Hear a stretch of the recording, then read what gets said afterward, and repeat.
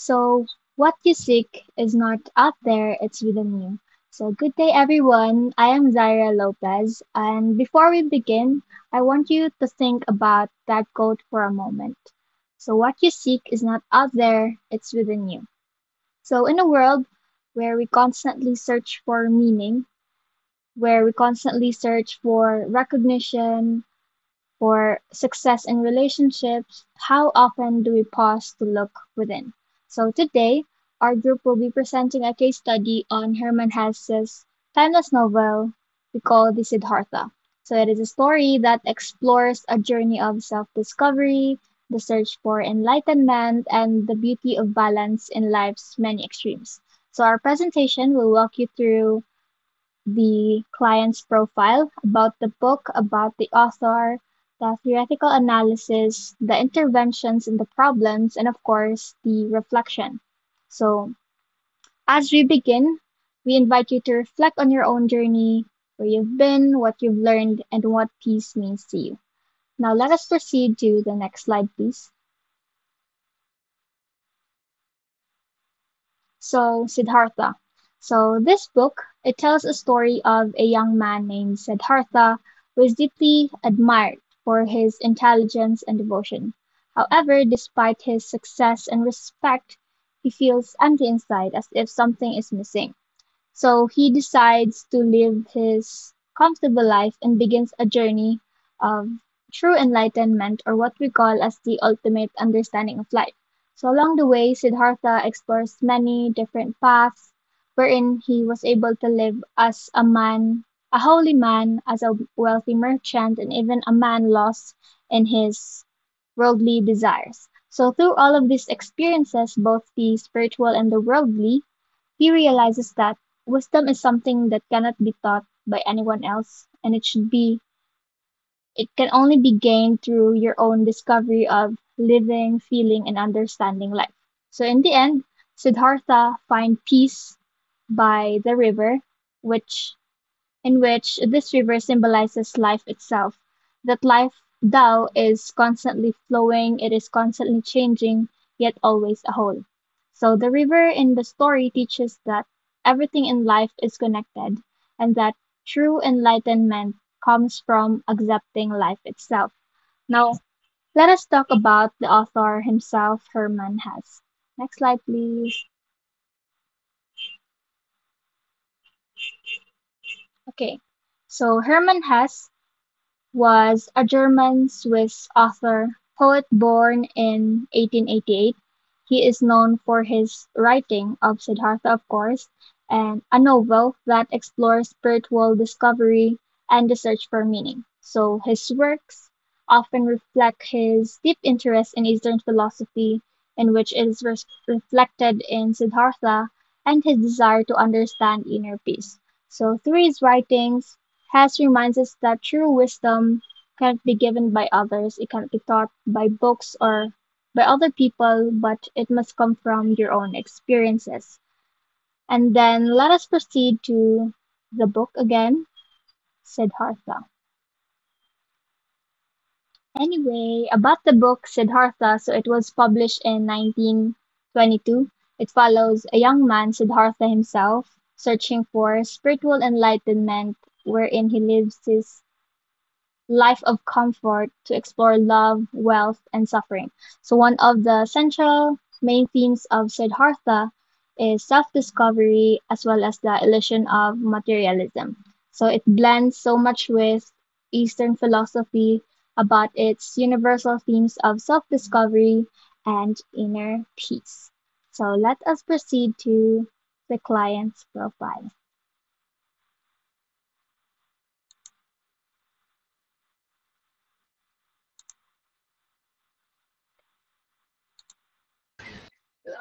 So now let's look at the profiles of our clients and explore their behaviors, traits, and inner struggles.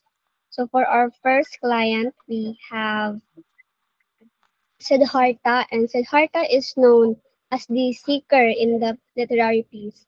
So he has unobservable behaviors or traits as being perfectionist tendencies, existential questioning, emotional restlessness, and spiritual obsession. So Siddhartha, he isn't satisfied with easy answers.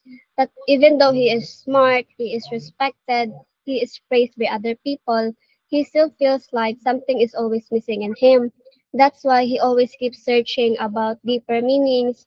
He always keeps searching about deeper answers that no one else can give him. That's why he struggles with chronic dissatisfaction despite having success or praise by others. He feels so disconnected from himself and swings between asceticism and indulgence. So Siddhartha, he tried different lifestyles, like first being a monk, where he practiced self-discipline and living in a luxury, which um, he also practiced about enjoying pleasures freely. And none of those things help him make him feel whole. So he is stuck in a cycle of trying to find peace, but not knowing where to look. And Tito Agina showed dito that he is going through an identity crisis and feels so lost inside. And for the second client, we have Govinda, or the follower in the story. So he has an observable behavior of being loyal, dependent, idealistic follower of spiritual teachers. So the Govinda, he wants to do the right thing, but can't decide for himself, or he doesn't trust himself to lead his own pathway to make big decisions. That's why he feels so safe when someone else leads the way. So he always follows others, such as first si Siddhartha, then si Buddha. That's why he struggles of forming personal identity and always relies on others for guidance. Kasi nga, Govinda hasn't learned to think for himself yet. That's why he is afraid of making mistakes.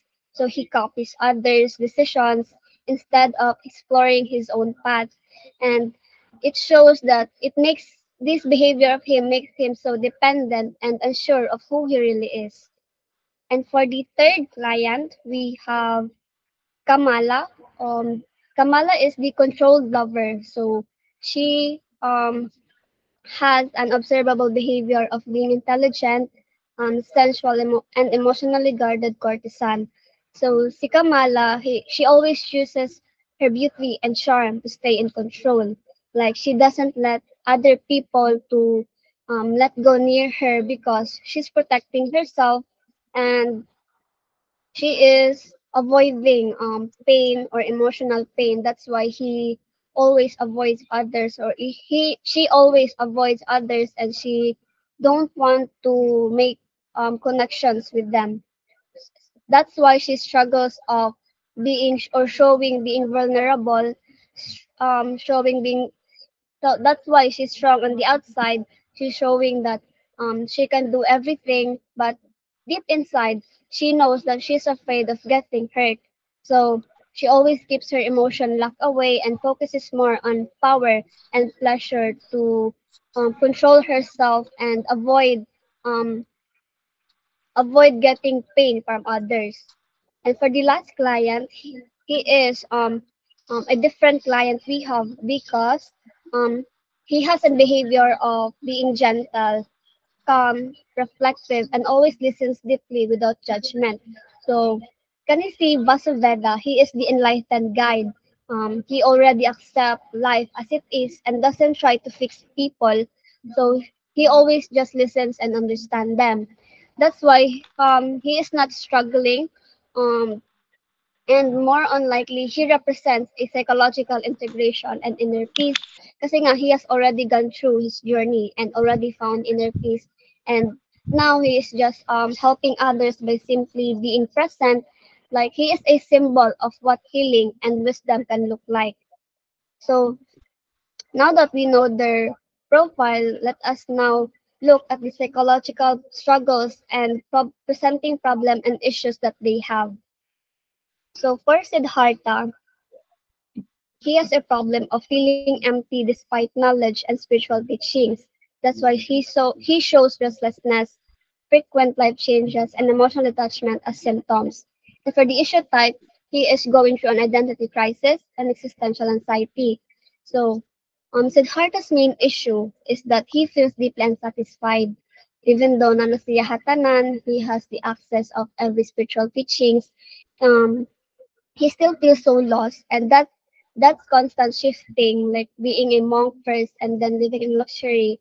It shows that he's struggling with identity and meaning. It's like he is asking, like, who am I really, or what um what is my purpose in this world? That's why this is a classic case of an existential crisis where hindi siya confused, but more on searching for something deeper that's than success or knowledge. Like gusto niyang maghanap ng iba na hindi niya alam kung saan hahanapin. That's why that's why he is feeling deeply unsatisfied. And for the And for Govinda, so Govinda is struggling to find his own path, like he is overly dependent on others.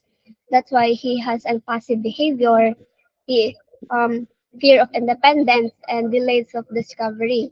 So for the issue type, he is having a dependent personality traits or lack of autonomy.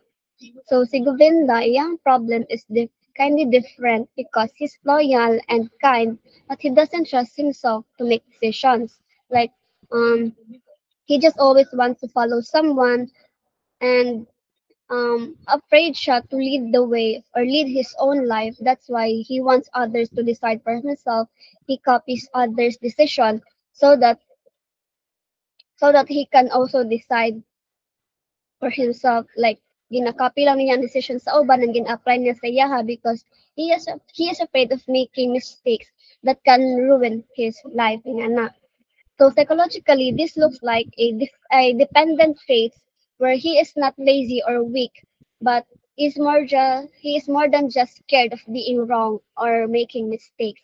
And that's something that many of us can relate because we just want to rely others for making decisions kasi nga ayaw natin regret if kita ang magbuhat at mga decisions ng anak. And for the third client, so the presenting problems or issues she have is she avoid emotional vulnerability where she uses relationships for control, and she is showing symptoms such as emotional detachment, guardedness, and transactional intimacy. So for the issue type, she is having an avoidant attachment style where she is having a fear of closeness. Like Kamala is being known for being smart and confident, pero gina-avoid niya ang emotional closeness and always niya gina-teach si Siddhartha about love, but she always keeps her guard up. Like mas concerned siya sa control sa relationship than making intimacy or connection. That's why it reflects an avoidant attachment style because she is afraid of getting hurt. So she always stays distant, like ginapangunahan niya ang iyahang fear. That's why he is always avoidant to others. And dili sa hindi siya nag-care sa iba, but she is just protecting herself, like mo niyang defense mechanism to avoid getting hurt from others. And for Vasuveda, the different one client we have, so his problem is non-evident since he represents ecological balance and having a symptoms of calm presence, deep listening, and having inner peace. That's why more siya ganang issue type of achieving the self-actualization and emotional wellness. Like he doesn't seem to struggle. He just always stay calm, lives with harmony with the nature, and more on he is a model of emotional wellness. Where if he were a client of us, we can say that he really achieved that self-actualization kasi nga he accepted life as it is. So he is at a peace with himself and the world. Like wala niya ginamay ng mga problems because na-learn na niya na um, he can't fix others, but he just want to be present with them. Nga na, like he just want to present himself, listening to others without judgment. So he really showed us what healing can look like.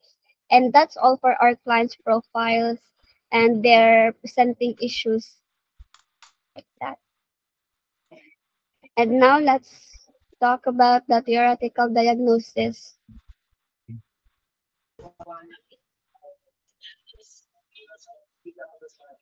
Okay, so now I will be presenting theoretical diagnosis for the main characters in the novel Siddharthas.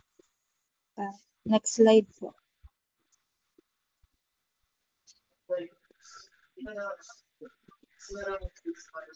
So let's start by looking at Siddhartha's journey through the lens of Sigmund Freud and Carl Jung. So Siddhartha's part is not just a simple search for meaning. It symbolizes Jung's idea of individuation, where the process of a person brings together all parts of themselves, like the ego, shadow, to become whole. So when Siddhartha enjoyed pleasures with Kamala and lived a luxurious life, that represents the id, the part of us that wants pleasure and avoid pain. So when he became ascetic, giving up everything, that represents the superego, the part that's strict, moral, and perfectionist.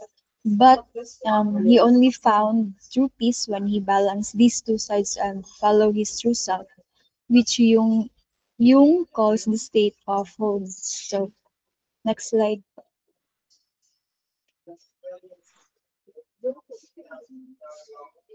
So for historical biographical lens, Siddhartha's journey is also his way of healing and questioning the emptiness he saw in Western society during his time. So this novel also reflects the personal struggles of Hermann Hesse. He experienced depression, identity crisis, and even went through therapy with a student of Carl Jung. Next slide.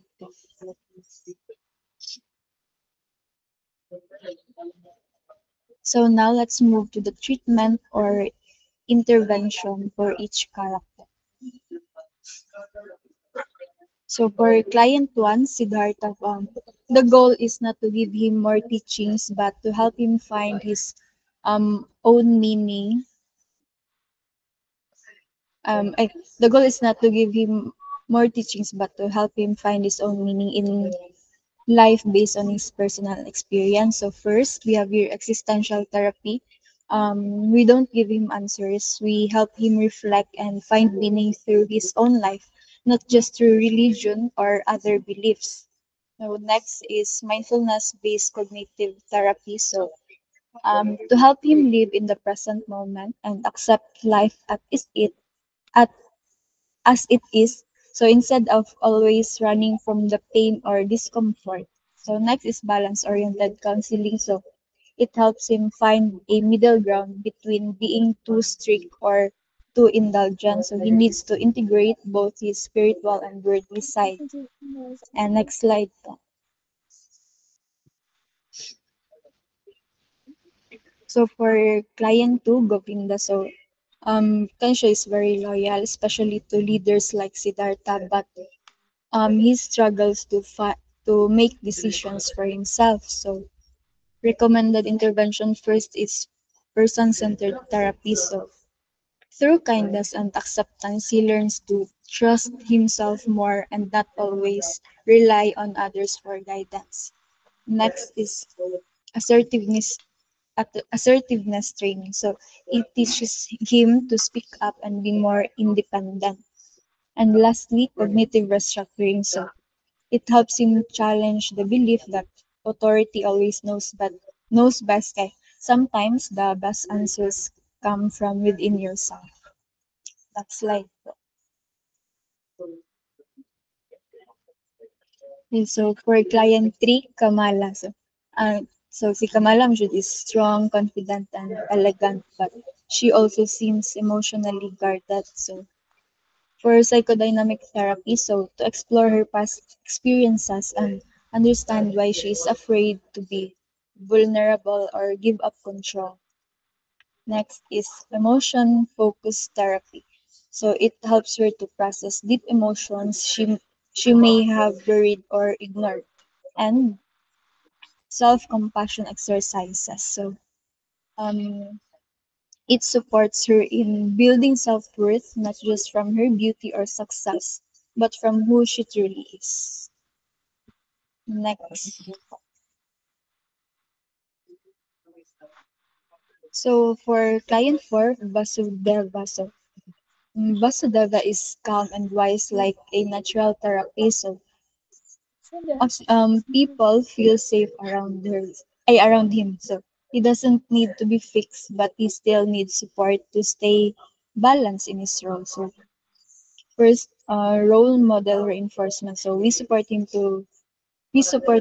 in continuing his role as quiet guide. So his presence alone can help others even without many words. So next, reflective supervision. So even wise people need time to reflect and rest. So this keeps him um, grounded to prevent burnout and helps him stay connected to himself.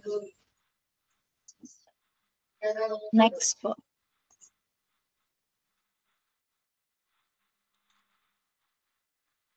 And now we are down to the reflection and the synthesis part of our presentation.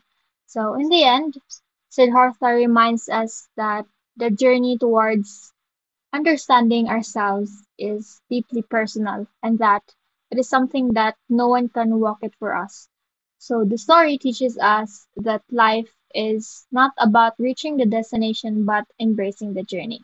So, just like Siddhartha, we are all travelers of our own journey, and learning, failing, growing, and flowing is a part of it.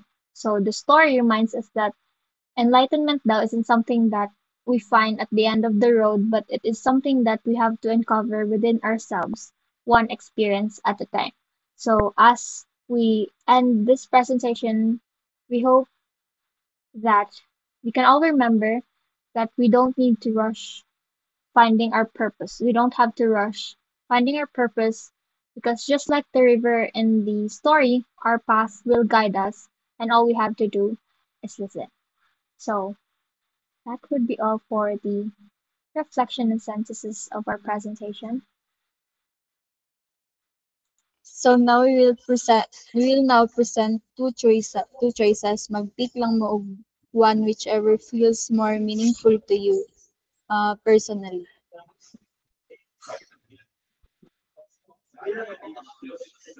So first pair, this knowledge or experience.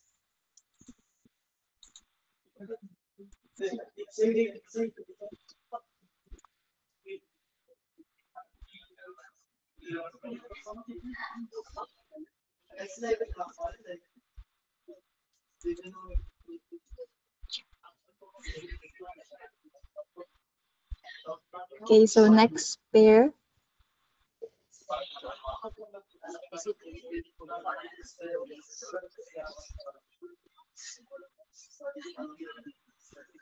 So solitude or companionship.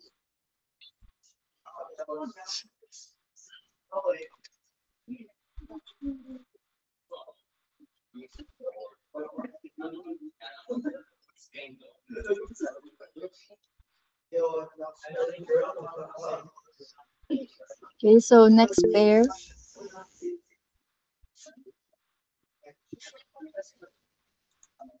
listening or speaking.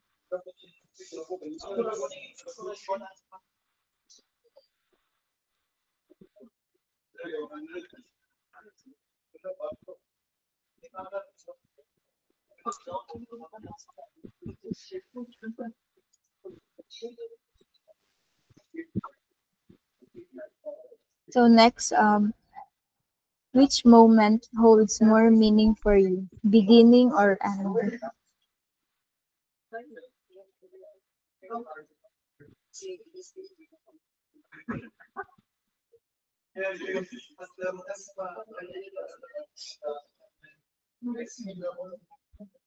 Next, which pair made you think the most and why?